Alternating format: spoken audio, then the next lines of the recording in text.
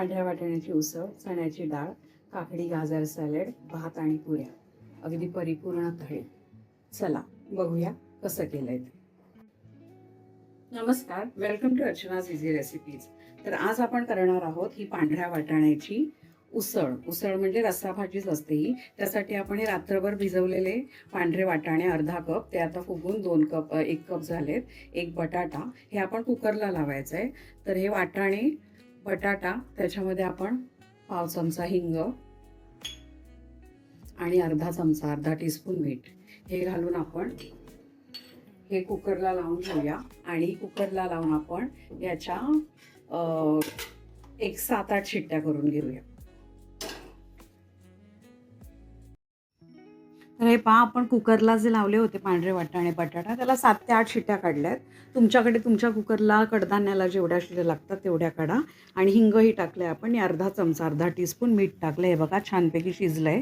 तर आता आपण कांदा टोमॅटो हे बारीक छान चिरून घेऊ. कोथिंबीर, कढीपत्ता आणि लसूण हे सगळं व्यवस्थित सगळं कटिंग चॉपिंग करून घेऊ आणि फोडणीची तयारी करू.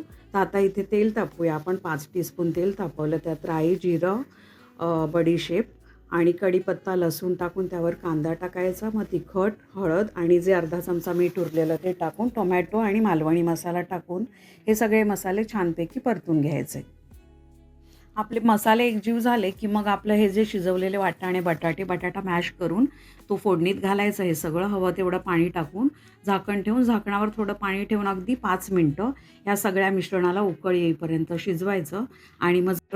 आणि आपल्याला जेवढी ग्रेव्ही हवी तेवढं वाटण टाकून आपण छानपैकी ही केली आहे पांढऱ्या वाटाण्याची उसळ. कोथिंबीर पेरूया आता. कोथिंबीर पेरल्यावर ही आपली उसळ खाण्यासाठी रेडी. तर आज आपण इथे पांढऱ्या वाटाण्याच्या उसळीसोबत खायला पुऱ्या करत आहोत. तर फटाफट हे बघा, मी कणिक आधीच तिंबून ठेवलं होतं, 2 तास भिजत ठेवलं होतं हे तिंबून.